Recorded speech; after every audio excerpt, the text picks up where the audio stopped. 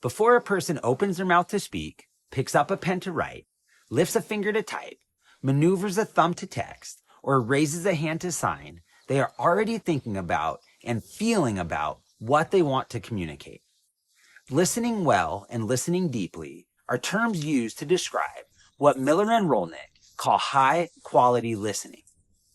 Made up of two components, high-quality listening includes both the skill of reflective listening and an attitude of curiosity.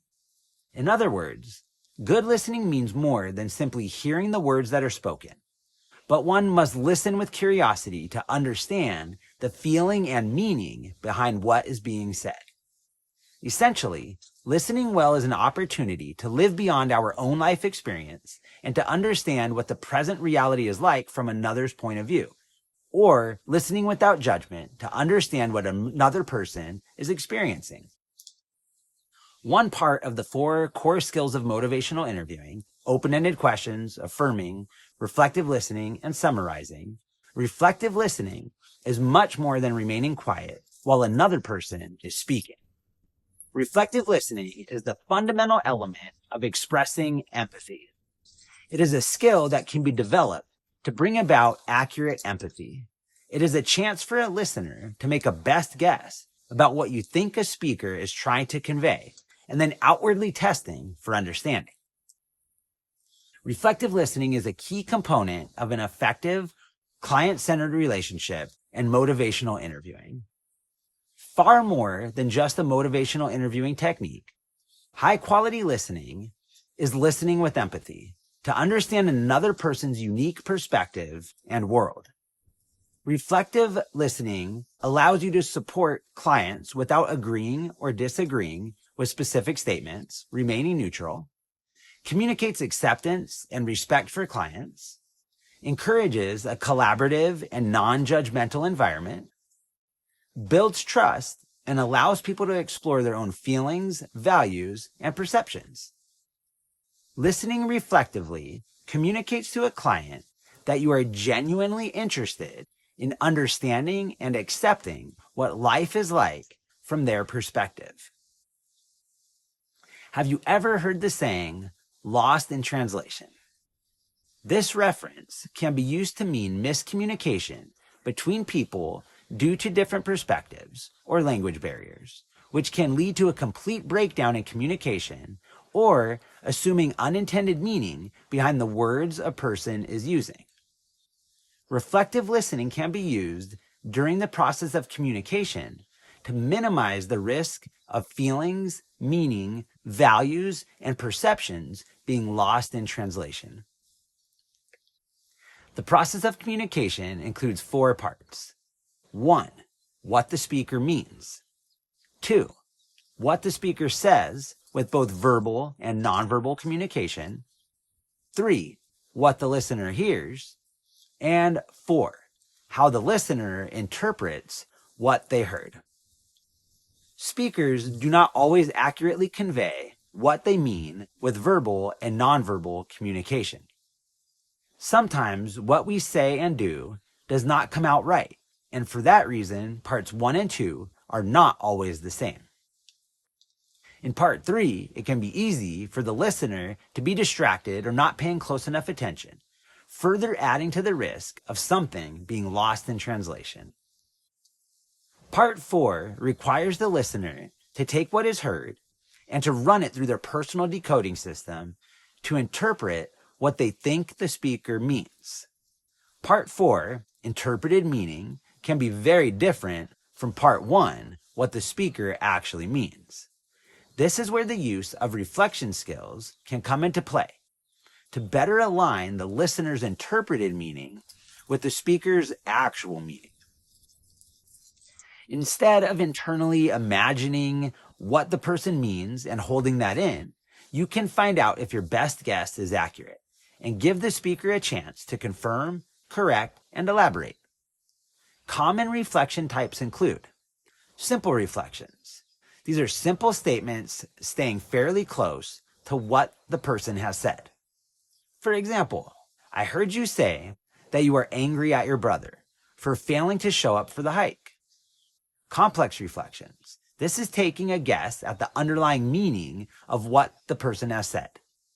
For example, is it right that you feel frustrated because you were counting on your brother's help to get a good workout? This is usually not a big jump from what the person has said, but a possible extension. Continuing the paragraph.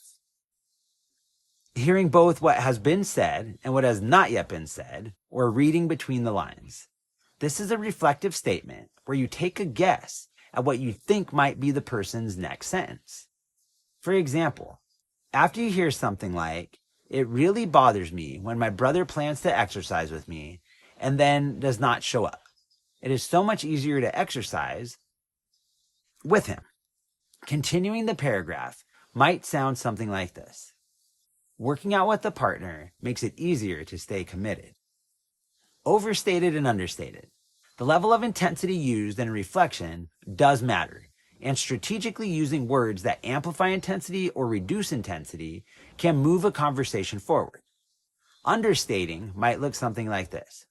You are a little annoyed that your brother did not show up. This gives the person permission to say more and to clarify just how upset they might be. The speaker might raise the intensity and tell you they are way more than a little upset.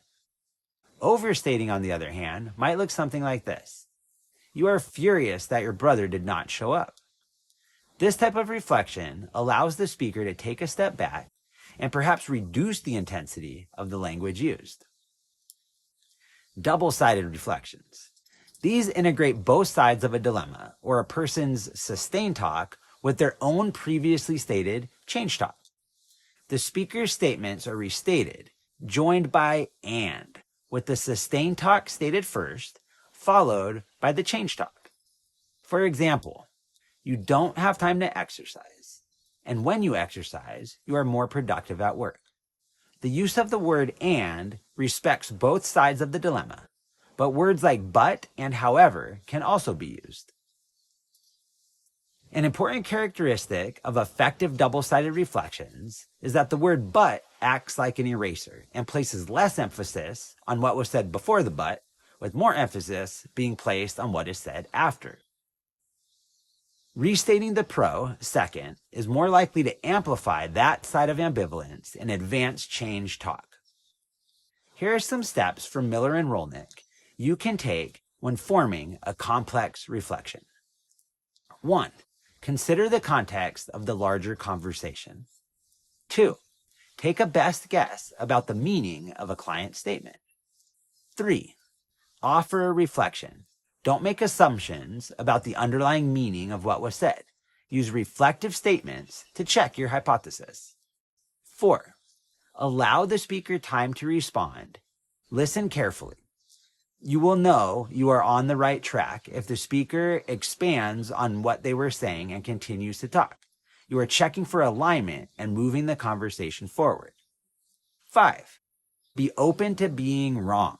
If you are wrong, the speaker will let you know. 6. Follow open questions with at least one reflective response, or better yet, use multiple reflective statements between open questions. A greater ratio of reflections to questions may have a positive impact on client outcomes. Reflective listening is the art of hearing and is more than just a communication technique. It is a powerful tool for building relationships and trust. Demonstrating a genuine interest in viewing the world from another person's point of view creates a safe space for open dialogue. Remember, this skill takes time to develop, so be patient with yourself and start small. Practice reflecting during the next conversation you have and witness the positive impact on your professional relationships. Please subscribe to my channel and stay tuned for more educational videos. Thank you.